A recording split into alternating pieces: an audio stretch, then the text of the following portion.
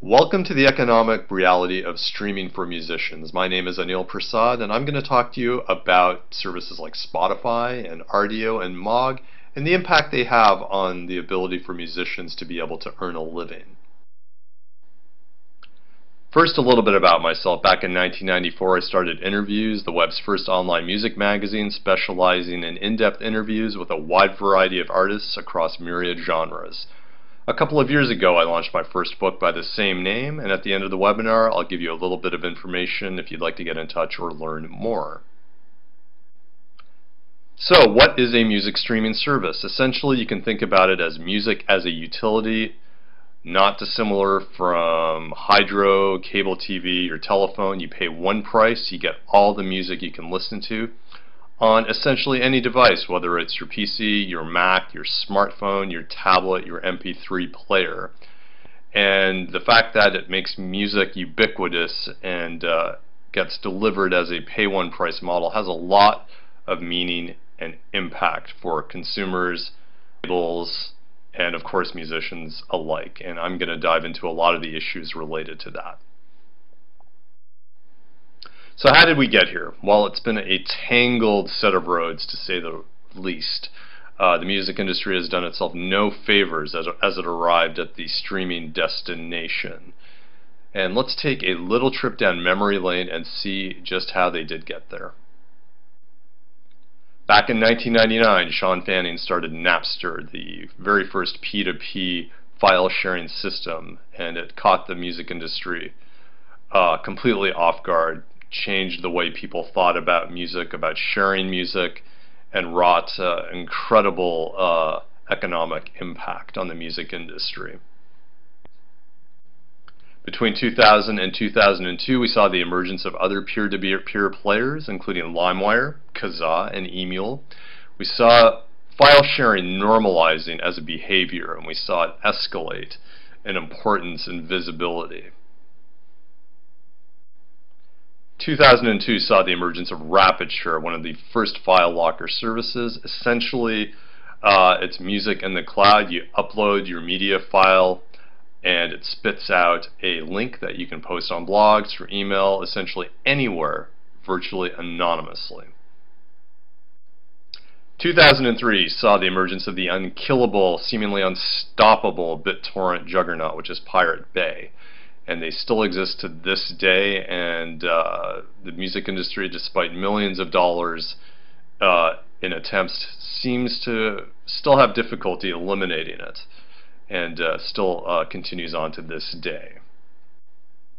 2005 saw the recently departed Mega Upload emerge, certainly the highest visibility file locker service to date, and it has spawned many, many imitators who continue to this day in a game of whack-a-mole with the music industry and film industries. File lockers are by no means gone away, and I think you'll be seeing their impact for quite some time to come. So, piracy is essentially a new religion, and in the country of Sweden it actually is a religion. The Church of Copyism has been granted official non-profit status in that country, and that is their logo. Control-C for copy, Control-V for paste. Copyism stands for copy me. So clearly this behavior is becoming entrenched enough that governments are even being forced to embrace it, certainly against their will, but as a bona fide new religion.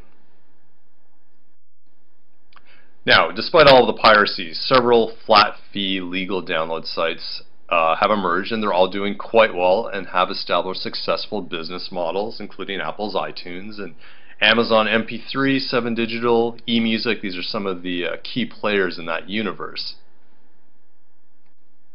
However, despite their success, music sales have remained in constant decline since the advent of piracy. So, enter the Recording Industry Association of America. They represent all the major labels and distributors in the U.S. And instead of looking at the emergence of these piracy-based services and looking at the technologies and the way that they've become ubiquitous amongst people, and trying to figure out how to harness that for their own members' best interest, they sought to kill the behavior, kill the services. And one of the ways they went after people was through a individual lawsuit-based model. And they did that by tracking users through IP addresses. And without getting too technical, an IP address is a numeric value assigned to an internet connection, which allows them to vaguely target who the end user might be, and not with complete accuracy always. And we'll see the impact of that shortly. Now, between 2003 and 2008, the RIAA served 30,000 individual lawsuits using this IP tracking mechanism. And college students were a significant target. At one point, it was said that up to 60% of traffic in college dorms was related to MP3 sharing. But they went after a wide variety of targets. And as they went after those targets, well, let's just say the tracking wasn't always quite so accurate. The RIAA managed to sue a family dog. I guess the dog really dug sharing files, and they managed to do that, I believe, on more than one occasion. They managed to sue an apparent gangsta rap loving grandma. Apparently she really was into her Snoop Dogg, and they figured out a way to track her down.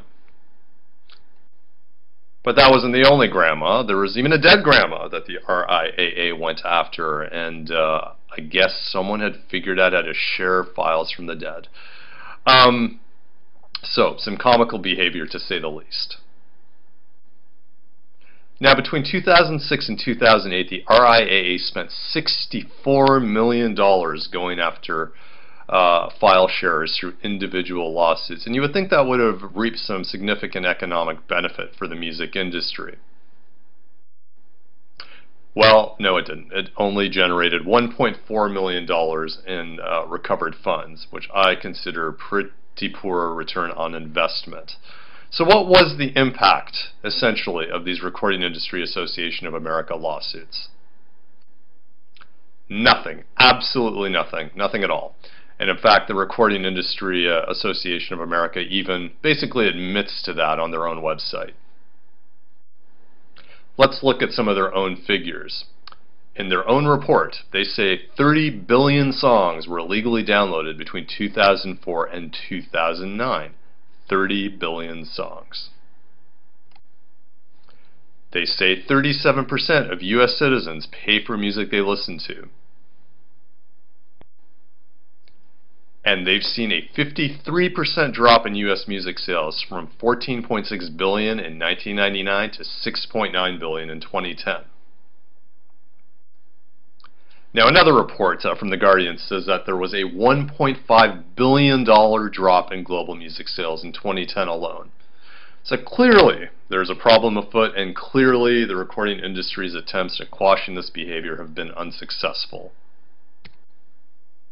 So there's a big party going on, a big piracy party. People are really digging this behavior. They're liking it. They're loving it. So the big question for the music industry was, can this behavior be monetized? Can we somehow figure out a way to harness this and make it work for us? So the first thing they needed to consider is what people liked about piracy. And what they like about it is that it's free, and that there is infinite choice out there. Millions upon millions of files are available for the grabbing. And the file format of choice for music, the MP3, is obviously incredibly full and transferable across multiple devices. Now, the industry also had to consider what people dislike about piracy. First of all, it can be pretty slow if you're not going after some incredibly mainstream music. You're at the mercy of the number of seeds or peers available to you. And if there aren't a lot of them, it can take hours or even days, sometimes even weeks, to get what you want. And it can be a head scratcher. It can be technologically complex if you're not really well versed in how to use these different P2P clients or BitTorrent clients, or how to configure your router to make it work with some of them. So it's not the easiest thing for everyone to use. And lastly, people dislike the lawsuits. The average lawsuit, I believe, was $3,000 to $30,000, and they were a pain in the butt, and they disrupted the lives of a lot of people. So no fun to say the least. So the industry response was to embrace streaming in a new and novel way. Obviously, streaming has been around forever, since the real audio days, in a big way. But they sought to really harness it through several commercial services we're about to talk about. And again, they chose to take what they liked about piracy and disposed of what people didn't like about piracy. So these streaming services are essentially nearly free. They're incredibly easy to use. They offer infinite choice. They're instant. They are not slow. You click a button and the stream starts right away. Any device, essentially, depending on your tier of service, you can get that music wherever you want. And we're going to look at the ramifications of that. And of course, streaming is legal. Your grandmas and your dogs are completely safe. Now I'm going to focus on Spotify a lot. They're the preeminent streaming service. There's a lot of public information available about them, and they've been making waves themselves in the press. And a lot of what I say about them is really applicable to the others as well. Some of the other key streaming players out there right now include Rhapsody, RDO, and Mog, and there's several others emerging as well. Now, what do they all have in common? They are an all-you-can-eat buffet. Take all you want, as much as you need. They're open 24/7, and for a single fee. They offer truly a remarkable choice for consumers. So let's look at the typical consumer model. This is Spotify as it operates in the US. At the free tier, you get limited PC-based access. You get 10 hours of free music on your computer. And it's ad-supported, so you have to put up with various encroaching ads at the top and the sides. Now, at the $5 level, you get unlimited PC-based access, so as much music as you can listen to on your computer and your computer only. Now, at the $10 level, that's where it gets really interesting. You get unlimited online, offline, and mobile access to the music. That's 10 to 15 million music files available on unlimited basis. And the offline and mobile access is interesting. So essentially, that music is available to you 24/7 on any device. And if it's available 24/7 on any device, what is the difference between that and owning music? If you can get as much music as you want, anytime you want, for $10 a month, why would you buy music again? A big question. We're going to look into that. So the streaming company mantra is, we get people to abandon piracy and pay for music again. Abandon piracy and pay for music. Incredibly noble and lofty. Let's see if that's reality. First, let's look at the traction these services are gaining. Spotify is currently at 15 million users in terms of publicly disclosed numbers. Some people think that could be actually as high as 30 to 45 million. And we'll know when they release their next set of numbers. RDO, their last publicly disclosed figures, put them at about 3 million. Spotify has a user growth target of 100 million users, and a lot of people think they are well on their way to achieving that.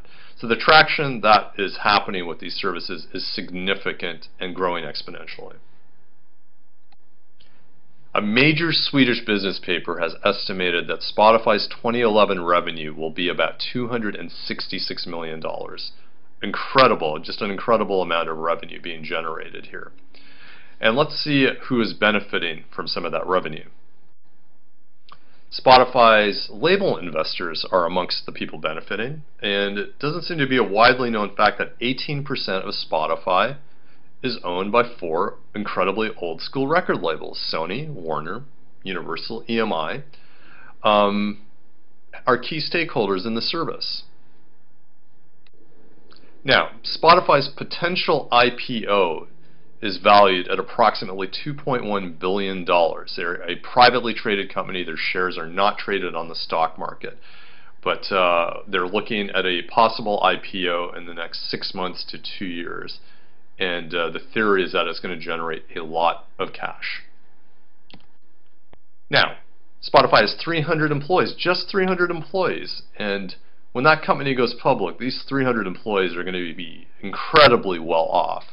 There's going to be a lot of people with a lot of money, a lot of newly minted millionaires, and I'm sure the company's founders could stand to make a lot more than that even.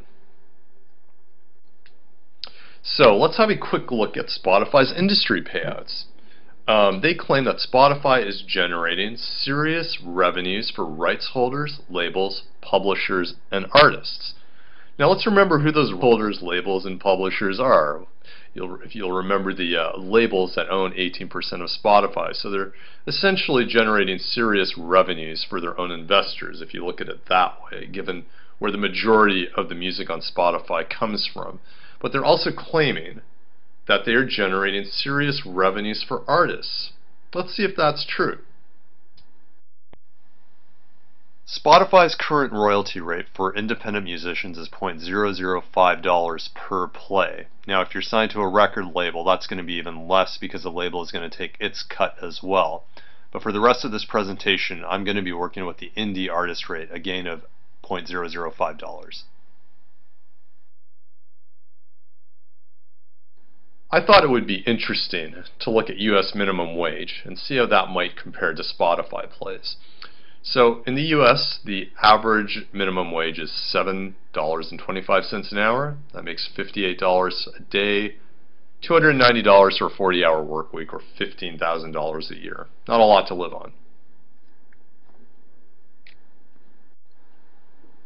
Now let's see how that stacks up against Spotify plays. 1 hour of minimum wage would require 1,450 Spotify plays. 1 day would be 11,600. 1 week would require 58,000 plays. 1 year would require 3 million plays. Pretty difficult math, to say the least. Now let's compare that to some old school music models that still continue to live on to this day. So let's look at a 12-track album indie artist release. So a direct sale of a CD would be about 15 bucks. And the artist cut after manufacturing would be 14 bucks. And I'm not going to include the cost of actually making the music or anything like that. We're just taking this from a pretty cut and dry level. Now a 12-track album sold through iTunes, where Apple takes 30% of its cut, where the typical sale price is $12, would yield $8.40 for the artist.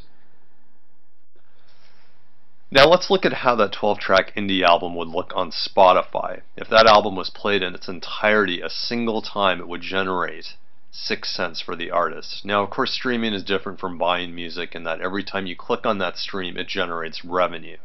So if that album was played 10 times, it would generate 60 cents for the artist. Now let's say someone was totally in love with that album and they played it 100 times, and really whoever plays an album 100 times, that would generate $6 for the artist. So a pretty stark contrast against the traditional models.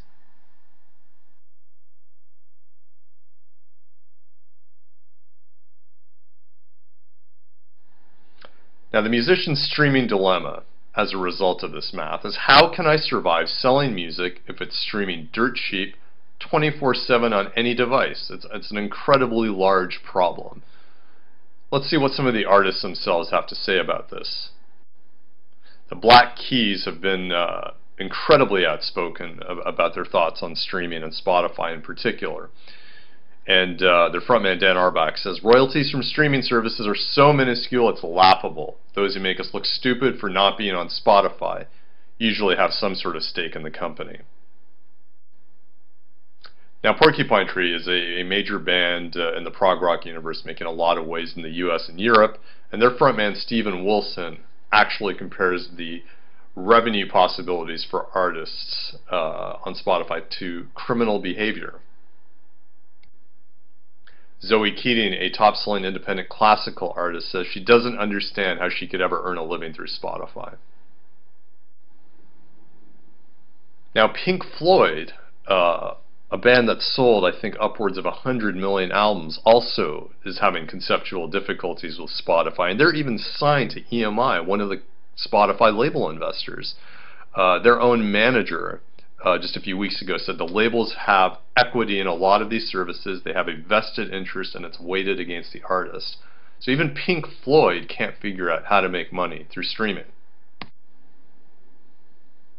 Now, let's look at Infenzia, who's an independent electronica artist in Sweden, which also happens to be the home of Spotify, and he also sees that by keeping a large sum and not distributing it amongst the artists, the labels can pocket the money through their shares instead. So for a lot of artists, it's pretty clear where the weighting lies and how this is really working. Now, there have been some notable Spotify streaming holdouts, including that guy in the upper left. I think he was in a famous band at some point. Tom Waits, Metallica, Coldplay, Adele are all withholding music. And Adele, in fact, is doing something even more interesting than just holding out.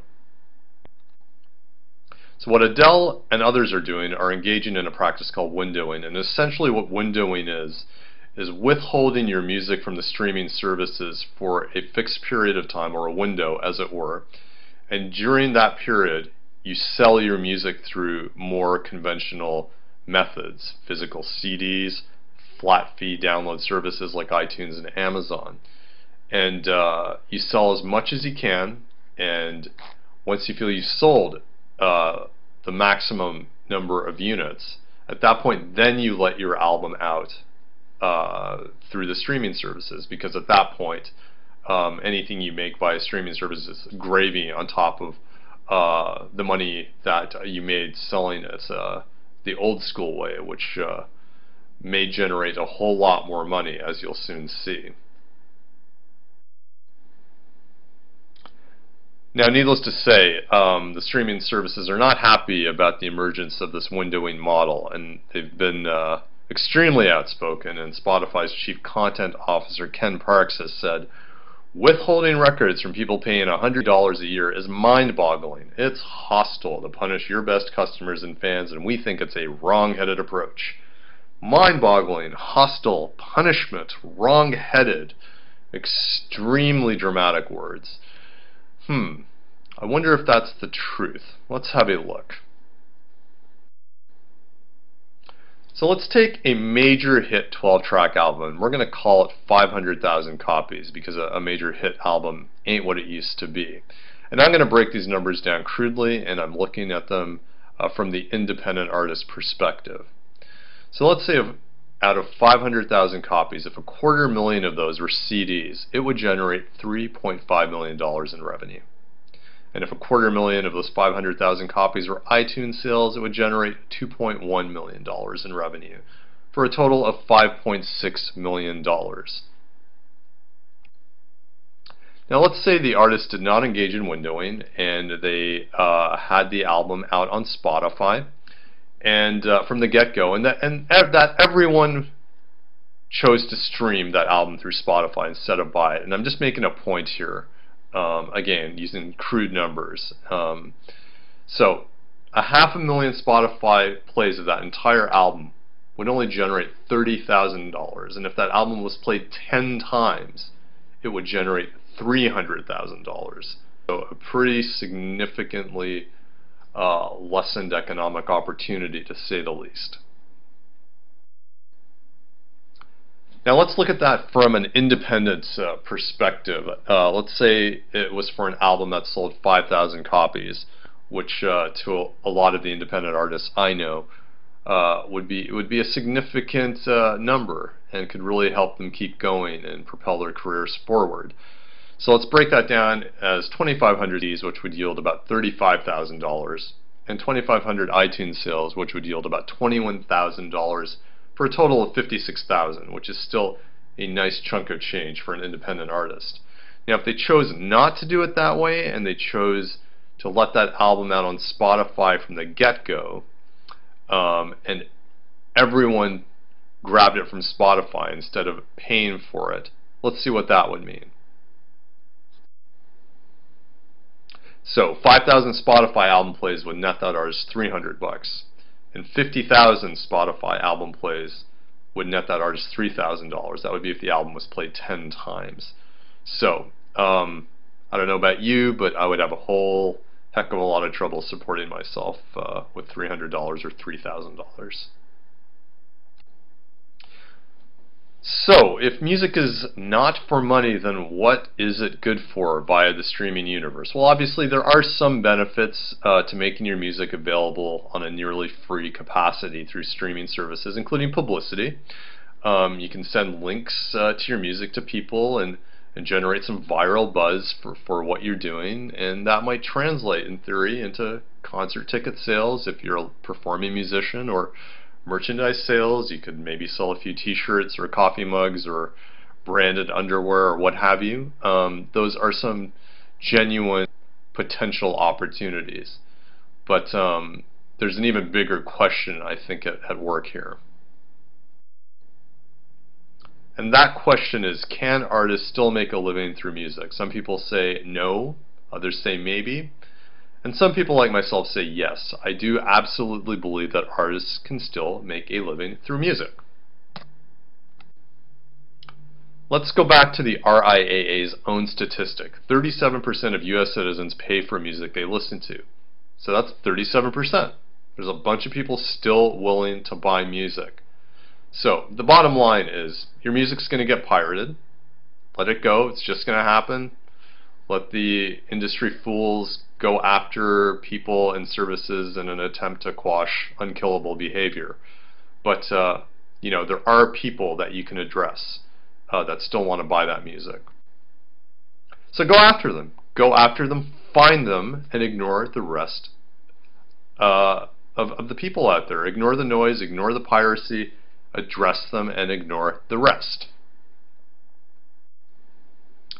Now, there's alternative monetization methods beyond the streaming services that I think need to be considered for musicians. One of the more interesting ones in recent years has been Cash Music, and they're just in launch mode at this moment.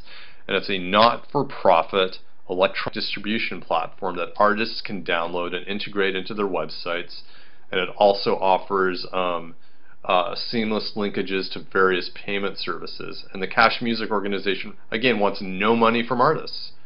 Literally, artists get to keep 100% of the profits they make through this situation.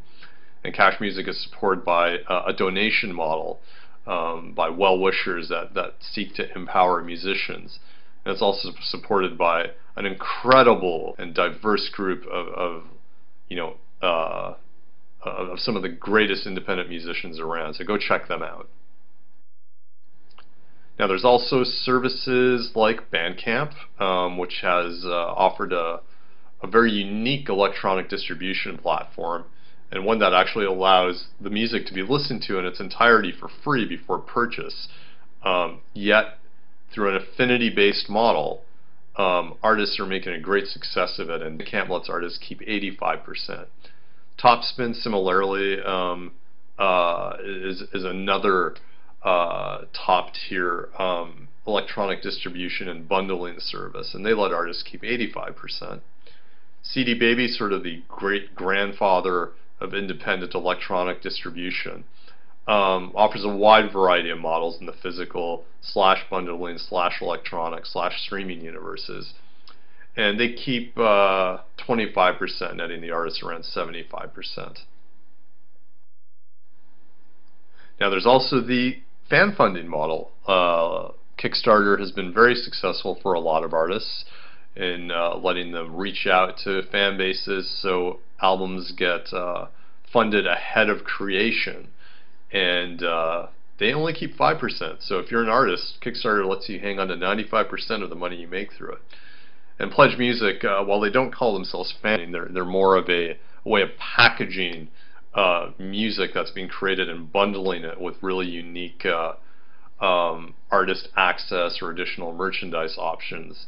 They're doing quite well, and it's working out nicely for the artists that use them, and they let those artists keep 85%.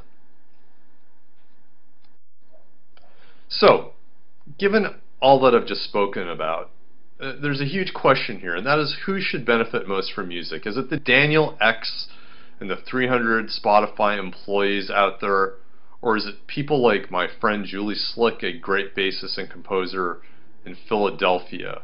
Who should benefit the most from music? Why is it that the Spotify guys of the universe, are set to make millions or tens of millions of dollars, whereas they are literally paying next to nothing to their artists? Next to nothing. It is a complete and utter joke.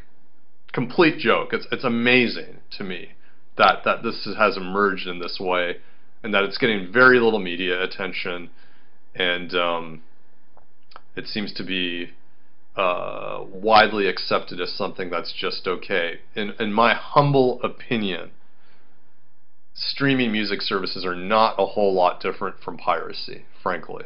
The musicians still lose out in the biggest way, and while they're technically considered legal, essentially it's still robbing the musicians of their livelihoods, their ability to actually make money from what they do.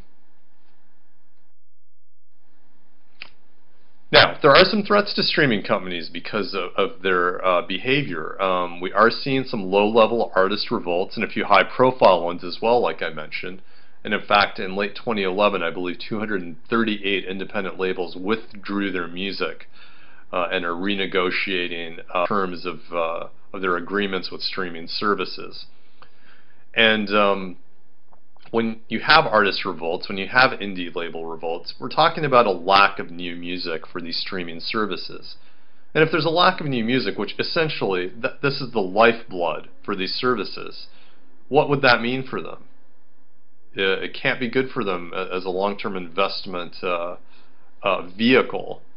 And if all they're left with is catalogs from their major label investors, well, interest in that's going to fade over time. You can only stream Led Zeppelin 4 so many times, generationally speaking. And there's also the potential for fan revolts, and admittedly that's really not happening in any kind of big way because the streaming services are wonderful for consumers.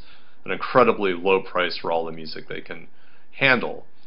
But some artists are considered essentially superheroes to fans and almost political leaders in ways.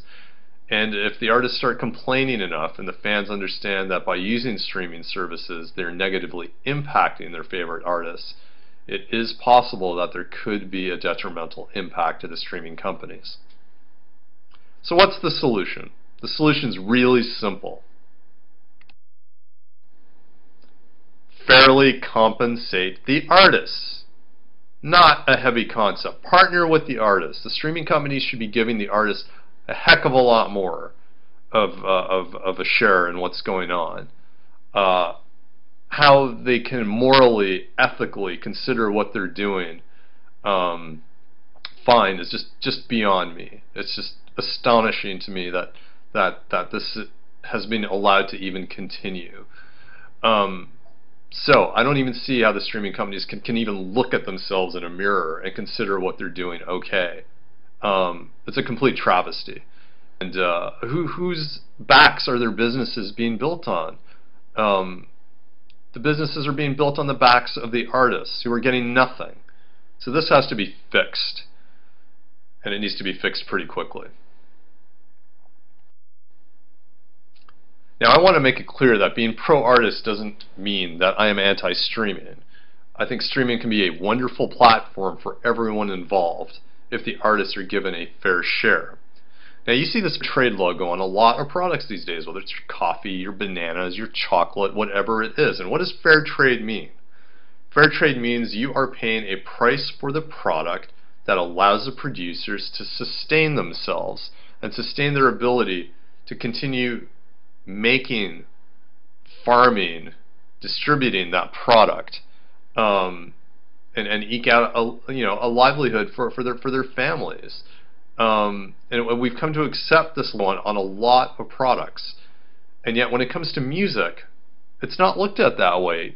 And the streaming companies in particular, who represent the next wave of technology based distribution, don't seem to care that what they're doing is eliminating the ability for musicians to maintain any kind of economic viability for themselves. So I believe a fair trade model needs to be instituted with the streaming companies. They need to pay artists a living wage, not a whole lot to ask for. So having said everything I've said here, I do believe the future is in the artist's hands, and I believe that the streaming companies need the artists a lot more than the artists need them. There's a lot of options available to musicians these days, and I outlined a few of them. And if you can make streaming in its current incarnation work for you, great, but do it intelligently. Consider the windowing off, considering using the other services first, and use streaming as a second-tier option unless the terms of streaming start to equalize more. Make it all work for you. Don't buy into the con game that streaming via the Spotifys of the world, represent the inevitable future of where things are going. That's absolutely not true. We're in a world of niche and affinity-based marketing. Go after things on your own terms. Think about it really deeply and do what's best for yourself. Now, I talk about this stuff a lot, probably way too much, so if you'd like to join the conversation, please visit me at the Innerviews website. That's innerviews.org. I'm also very active on Facebook and Twitter. There's also a free Innerviews iPhone and iPad app. So I invite you to get in touch, and I hope you have found this valuable, and I would welcome any feedback. Thanks very much.